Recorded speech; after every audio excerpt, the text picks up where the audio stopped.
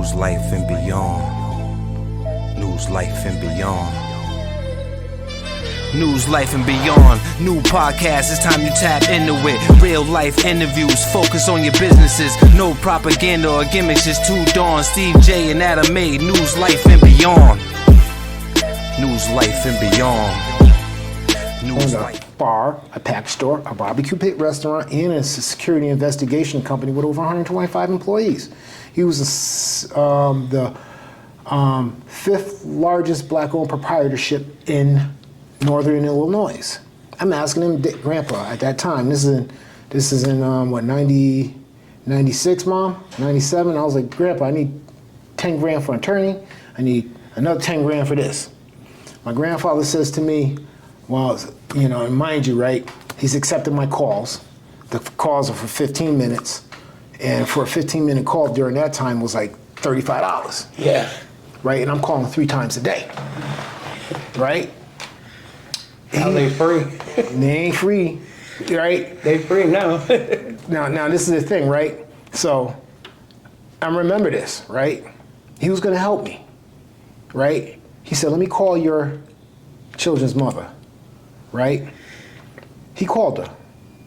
He said, you know, I'll bring you out to Chicago, buy you a house. You just work for the family company, and then I'll pay for DJ's lawyer, pay for his bond, do whatever it is, and then he'll get his probation, whatever, switched out to here, and he'll just work for the company, and you have a house, whatever, right?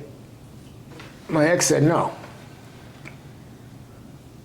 I didn't understand, I couldn't understand why, but you know, now I'm letting you know I got a family that's wealthy, Yeah. that's willing to take care of you, right, and help set things up, right? She says no, right? And then it hits me while I'm fucking in court, right? You know, because of her. That's what I was blaming. But I was really in court because of me, for all the choices I made, right? You know, by design, you know, and I'm gonna drop this, you know, we're parents. You know what the astronomical odds for you to become a parent?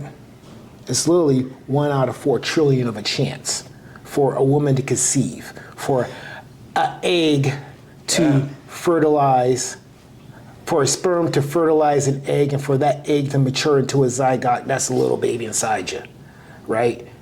And then it's not 9 months, it's actually 10 months to gestation before that baby is born, right? I couldn't understand for not 27 months, people do the math of 9 times 9 times 9 for each kid. No, it's 30 months that a child's in you and you leave. And that's who I place my heart and my love in, right? To not be there for me, but be there for my children, because the children are a representation of me. Yeah, not for nothing though. I don't know how anybody can leave their kids not along. A mom. You know what I'm saying? A mom. See, a mom is someone that's special. A dad can, not all dads can get up and just bounce and not give a fuck, because I know a lot that don't give a fuck. But I also know a bunch that give a shit about their kids. You know what I'm saying? And it's just hard for me to take in a woman leaving their children. So, understanding the dynamics of the decisions I make based upon the dynamics of my life. Now you're doing Fed time now? No, that was not state. yet. That was the state. Oh, okay. Right. Okay. Right. So now. How much time are you doing this time?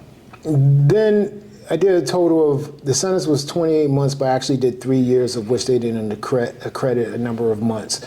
I had to do a sentence modification, try to right line my sentences to run not overlapping, to run concurrent, and they didn't recognize.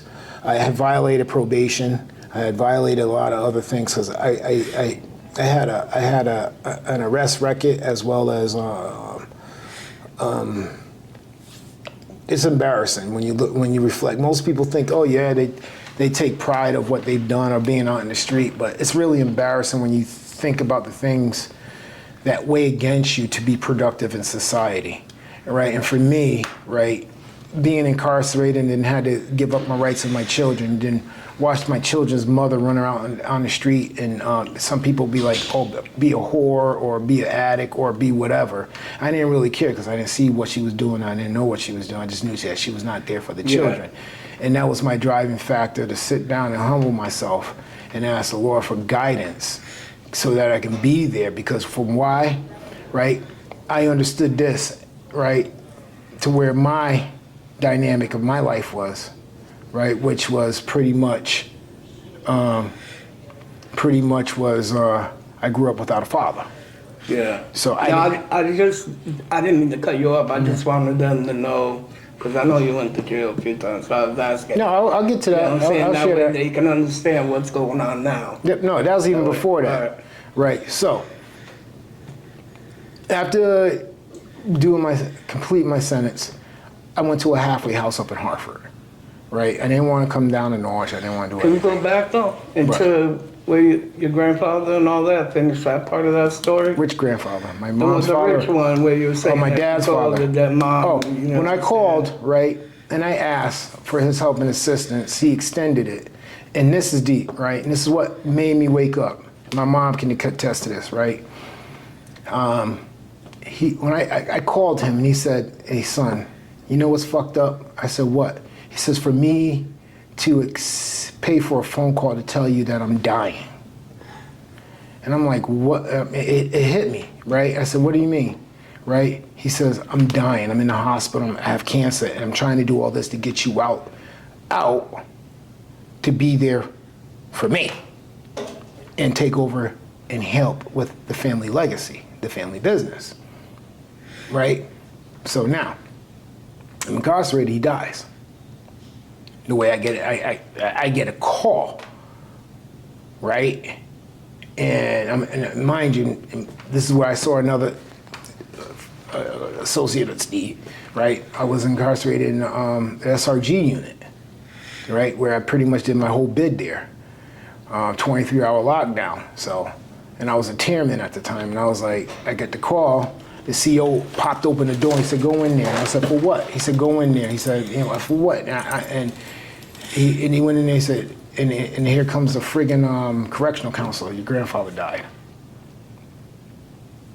And I was like, I started bawling. I started crying, and then I was like, I said, "Damn,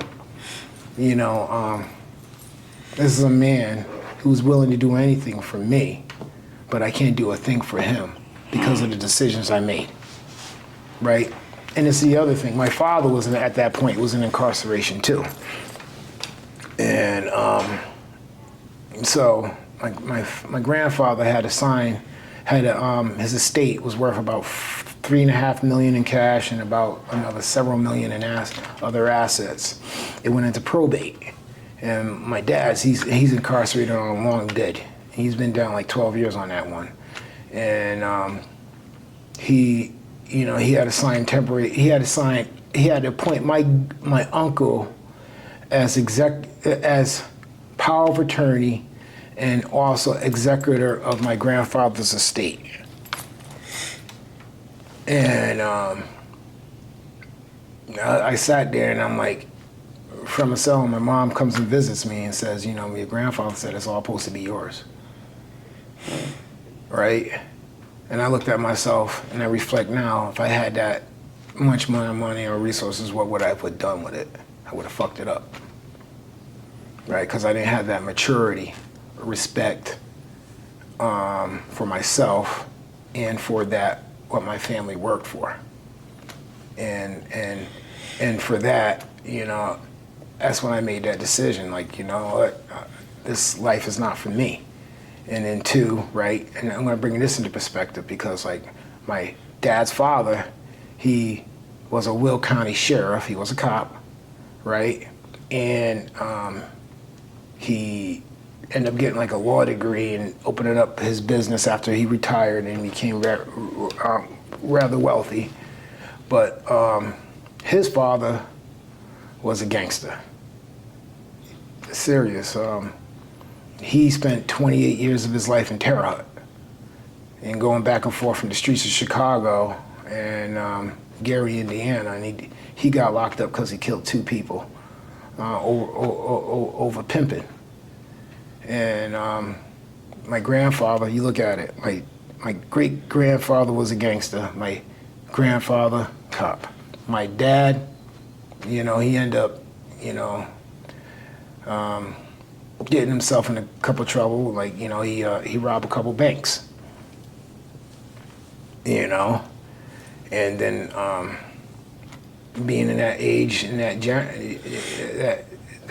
generation, he also developed an addiction, right? And he got incarcerated.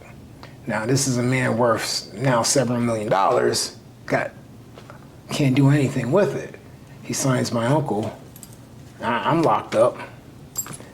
So he signs my uncle, power of attorney, and executor. 20 years later, we're mics and discuss hot topics. Got you sweating like you're walking through the tropics. Rocking with the best duo, Adam A. And right next to him be the man Steve J. Touche if you're getting plays, cause I get a lot too. So let's represent the whole crew. News, life, and beyond podcast. Yeah, we rocking it, non-stopping it. We keep popping it. Every day, all day, that's the function. So who the hell is you causing the combustion? News, life, and